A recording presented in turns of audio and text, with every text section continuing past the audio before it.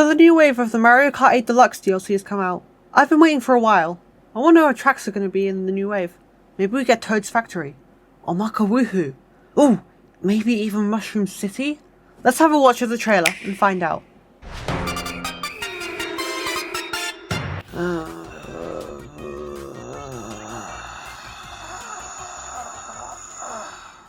Okay, for the record, I don't hate Koopa Cape, but I do have some strong opinions on it, which we will touch on later. So Wave 5 for the Mario Kart 8 Deluxe DLC released recently. Wait, Wave 6 is out?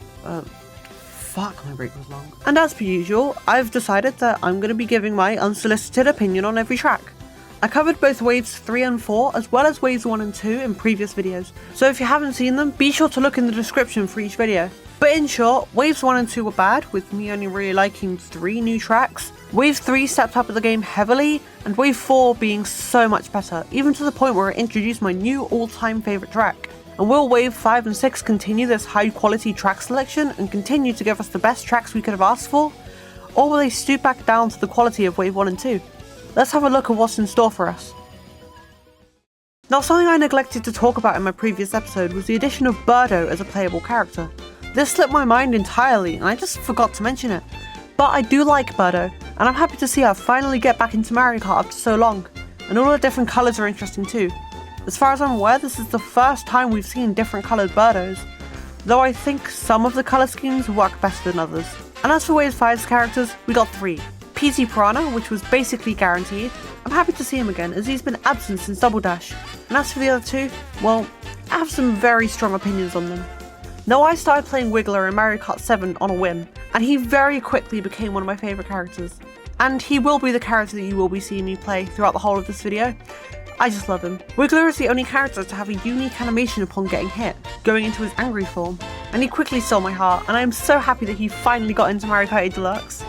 Also, I fully predicted his inclusion in my last video, as I had it fully edited and uploaded before the Nintendo Direct, and had to delay the video due to my old PC giving out on me.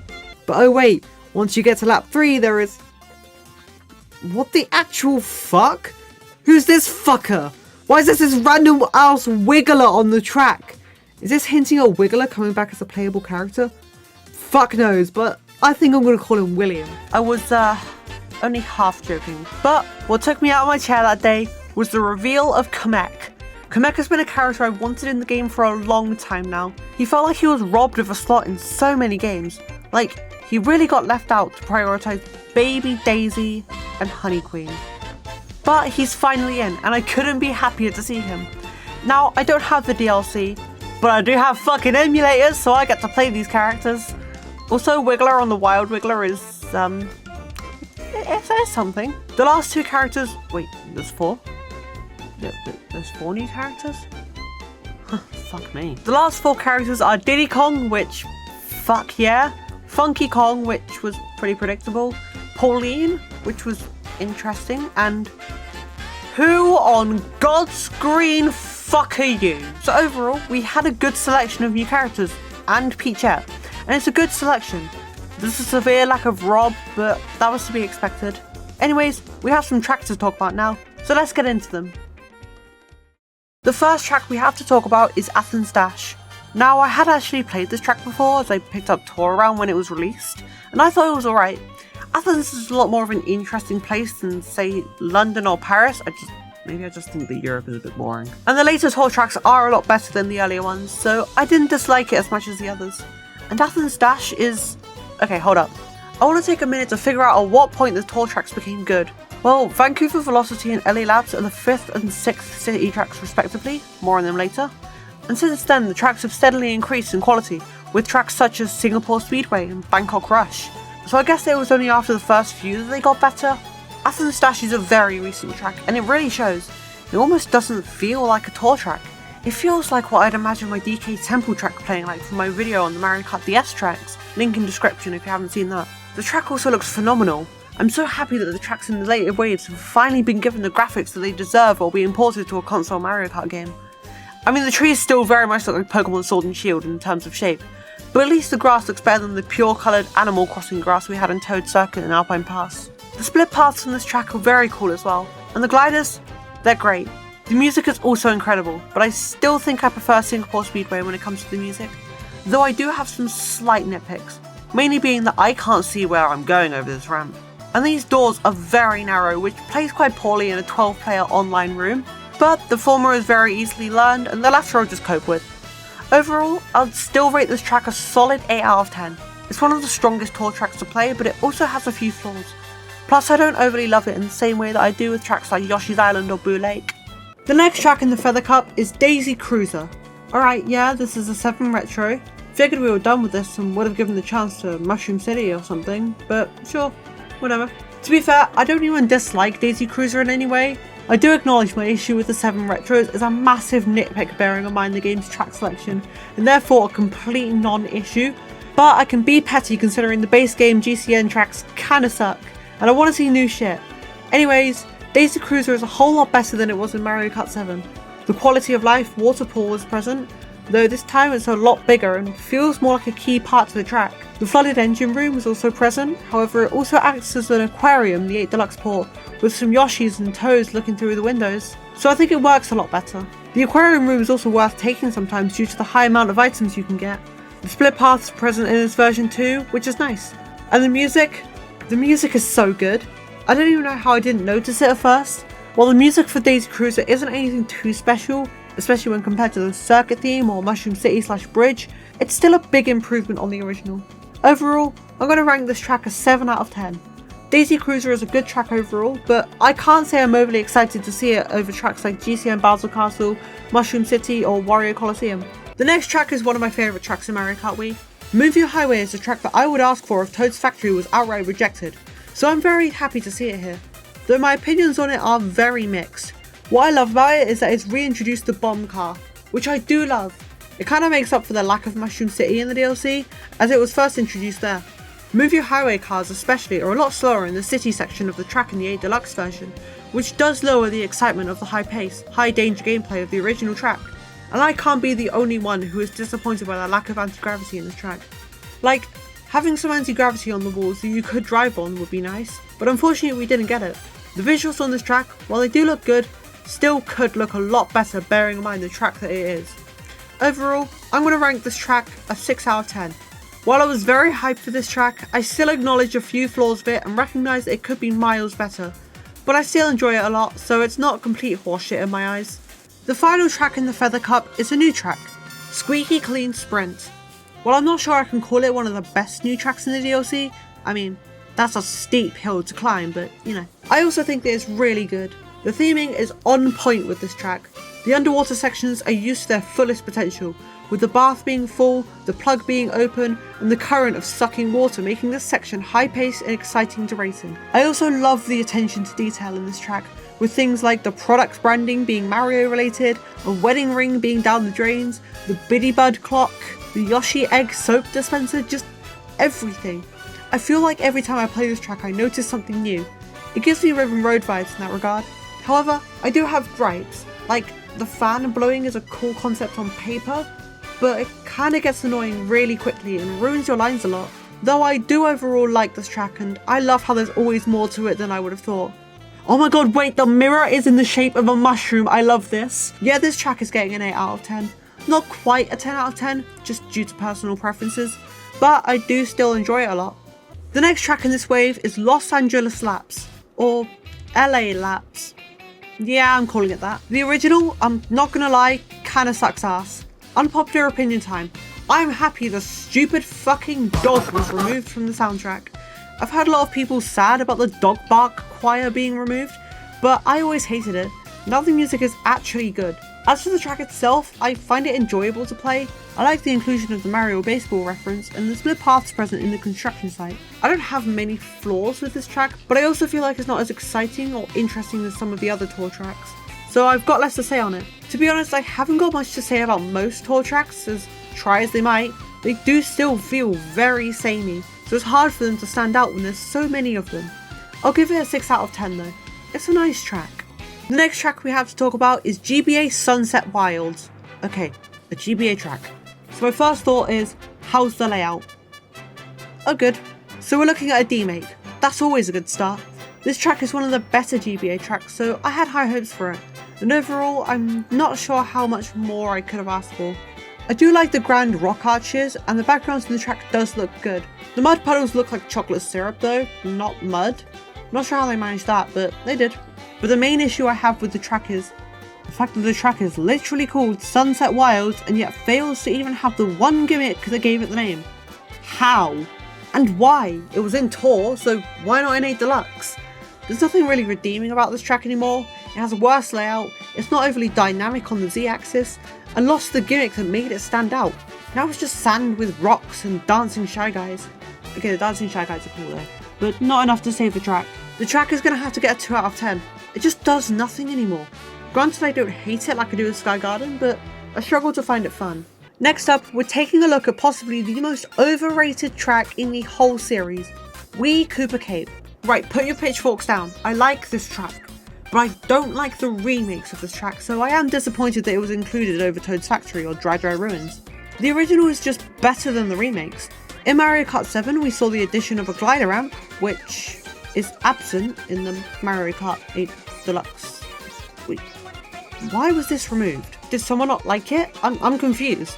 But what stayed is the underwater section. This section completely ruined the track.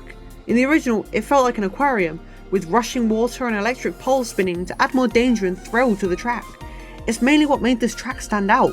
In Mario Kart 7, this was changed to an underwater section with an open roof, which, while it made sense on paper, in practice it ended up destroying the track and what was good and fun about it. But when the 8 Deluxe remake came out, they had a chance to change it and make it better, which they did, by adding half pipes and anti-gravity. That helped, yeah. As much as it is better than it was in 7, I struggle to say that the track is something I'm excited and hyped for. Now it's just your average underwater track like Cheep Cheep Lagoon or Water Park, as opposed to having a unique twist on water tracks like Wario Shipyard or Dolphin Shoals. Add the token complaint of It's a 7 Retro, and you have a track that, like Sunset Wilds, I just struggle to care for. It's not bad, but I can't say I'm not disappointed. I'm going to give this track a 4 out of 10. Not bad, but I am picking Piranha Plant Pipeway over it. And the final track in Wave 6 is one that one Reddit guy was very happy about, Vancouver Velocity. I'm glad I did my research because I probably would have ended up calling this Vancouver Velocity. Yeah, I'm really shit at the English language. And I want to say that the track looks beautiful. It's what I expected from a track based on Vancouver. It perfectly captures Canada, being all snowy and shit. Yay, stereotypes. And the anti-gravity bridge is used beautifully. Is this the first case of an anti-gravity used in a city track? Not sure, but I like it. The park with the lake is cute too. And I like the references to Mario and Sonic with ice skating, reusing the assets of Shy Guys from Sherbet Land. The music is also incredible. I love the way the Mario Kart 8 Deluxe fuses different genres of music, and it's done perfectly in Vancouver Velocity, combining the typical classical instrument of violins with the electric modern instruments of synths. Overall, I give this an 8 out of 10. It's a good track, me likey. It stands out more compared to the other city tracks, and I like it a lot. And that concludes my opinions on Wave 5, the Mario Kart 8 Deluxe DLC. This was very long overdue. Overall, I'm going to give this wave an 8 out of 10. It's a good one, but it's held back slightly by some of the more underwhelming tracks. With those being fixed, this wave could very much be bumped up a notch. Now, onto the final wave of this DLC. The first track of Wave 6 is Rome Avanti. You know I am going to be happy to not talk about tour tracks anymore, unless I decide to make a video on ranking the tour tracks. I'll consider it. Anyway, Rome Avanti. What the fuck does Avanti even mean? Oh, okay, yeah, that makes sense. It's a very good track. It starts off with a bang, going straight into the Colosseum, and after coming out of it, you go through some more ruins before entering the city itself. I think the way this track opens is beautifully done, and makes it very easy to get into. These stairs are really fun to drive up, and the way the roundabout is constantly reused in this track somehow works better than I could have expected. And in the third lap, you re-enter the Colosseum, and later some glider ramps appear that are very well done. The music isn't as upbeat as other tour tracks, so I struggle to remember it like I do with Singapore Speedway, London Loop, or Athens Dash, but the track more than makes up for it. Overall, I'm giving this track an 8 out of 10. It's good, I like it a lot. Only thing holding it back is the gameplay itself being slightly weaker than the other tracks, and the music. Next up, we have DK Mountain. Thank fuck this track got in over Dino Dino Jungle, and brilliantly it was implemented. As much as I would have preferred Mushroom City, I can't complain about DK Mountain. It's a good track, and I'll say it, they finally did it. They made the graphics on par with the base game. Like, look at this grass compared to Yoshi's Circuit. It's amazing. There's even like more colour to it in a weird way. I like it. The gameplay is just as good as it was in Double Dash and Wii, though the gap jump shortcut has barriers over it for some. Oh, never mind, it's still possible. The music is incredible too.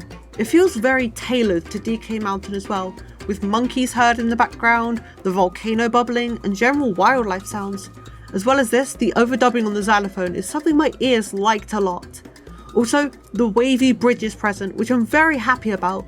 They didn't take the Maple Tree Ray route with it, and it makes me very happy. Overall, I'll rank this track a 9 out of 10. It's very good in all aspects.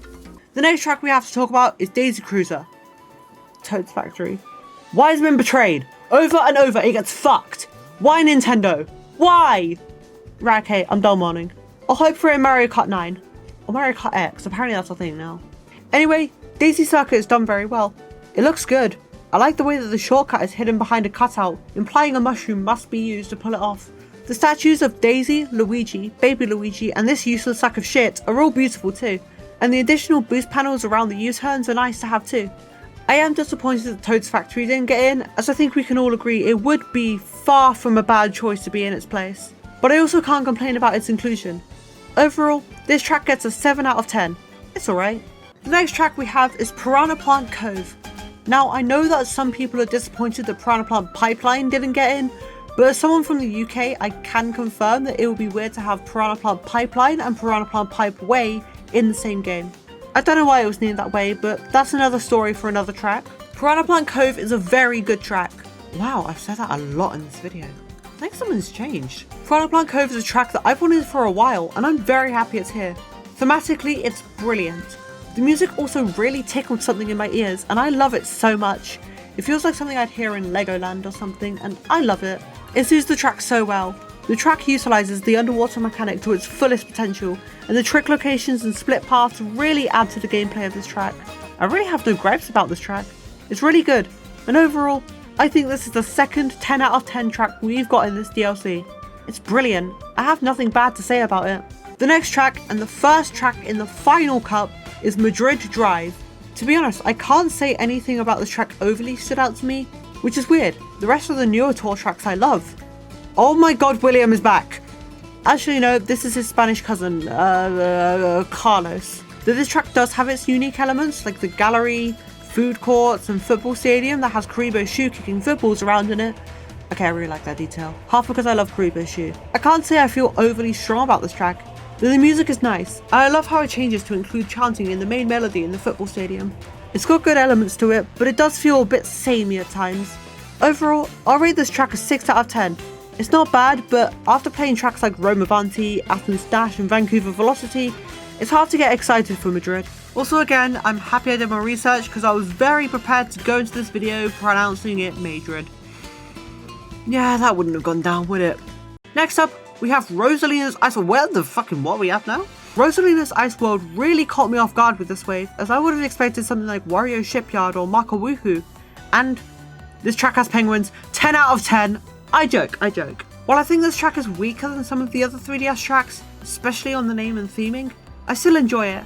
I like the split paths towards the end, the addition of a shortcut at the end, and the change between lap 1 and 2 that forces most drivers to take the bottom path. Rosalina's Ice World was a surprising addition, and definitely one that I can't complain about. I'll be giving it a 7 out of 10. It's cool. No pun intended. The next track we have is a track that I am incredibly happy to see. SNES Bowser Castle 3. I am one of the very rare Mario Kart fans that really enjoys Super Mario Kart, even if I do kinda suck at it. The tracks are some of my favourites, even if they're simple. Cooper Beach 1 is a track that I was hoping for in the back of my mind. SNES Rainbow Road has only gotten better the more it's seen. Ghost Valley is seemingly ignored, and Choco Island. When it came between SNES Bowser Castle 3 and GBA Bowser Castle 4, it was a case of you could put a gun to my head and force me to choose, and I couldn't give you an answer. I love both, but in the end, I'm very happy that SNES got the love. The main thing that stood out to me was the music. This, like with DS Mario Circuit, was the first time we've heard this music remade, and fuck do I love it. It's exactly what I wanted for a remaster of the SNES Bowser Castle music. As for the track itself, I'm surprised it didn't stay flat, but I'm happy it experimented with the Z-axis, and it was done flawlessly. The usage of anti-gravity was perfect too. and going down this section is the most thrilling experience that we've got in a SNES track. Also visually, this track is stunning, considering that this is the first and only retro Bowser Castle track that we got in the whole game. I'm happy they didn't fuck around with it. It's brilliant, and you know what? I think this track is going to have to share Yoshi's Island and Piranha Plants Cove's ranking and be the third 10 out of 10 track. I love it. It's exactly what I could have asked for, and nothing about it disappointed me. And the final track of Wave 6, and thus the final track in this mini-series, is Wii Rainbow Road. Wait, did Nintendo finish the Booster Course Pass on both the Bowser Castle and Rainbow Road as the last two tracks? Well played, Nintendo. Well fucking played. And they did not disappoint. Wii Rainbow Road was captured perfectly with every detail, to the sounds, visuals, gameplay. Nothing about this track was sacrificed for any reason, unlike some of the other tracks in this DLC. I made a video a while back ranking every Rainbow Road track, and in that video I said that Wii Rainbow Road was my favourite, just behind DS Rainbow Road. And this remake I'd put in the same place, if not higher than the original. I still love DS Rainbow Road, so it's still my overall favourite. And as much as I am disappointed that I didn't get in, especially due to the inversions, I can't deny that I love the remake of Wii Rainbow Road. Though I think my favourite detail, which I only found out because I'm shit at the game, is the fact that upon falling off, the fire effect of falling off in the original has been translated into the remake. This detail is something that we haven't seen in any other track, and I love it. It's perfect. Overall, I'm going to rank this track at 9 out of 10. It misses the mark for not being DS Rainbow Road. I'm half joking, it's more due to the fact that it didn't have the same effect on me that Yoshi's Island or SNES Bowser Castle 3 did. And that concludes my opinions on Wave 6 of the DLC.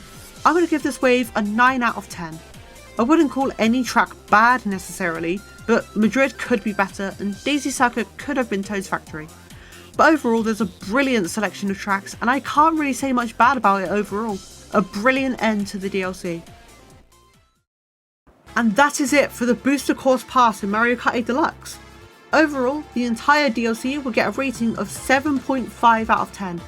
I think most of the issues I had with the tracks have been rectified in the last few waves.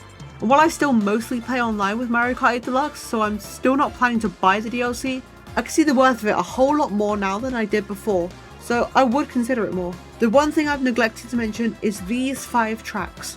None of these tracks were added, however these 8 were. Add on the 3 in the base game, and that's all the Wii tracks. In other words, 11 out of 16 Wii tracks are in Mario Kart 8 Deluxe. I can't help but find the Wii fan service a bit much, especially when so many other amazing tracks didn't make the cut, and I'm saying that as a Mario Kart Wii enjoyer.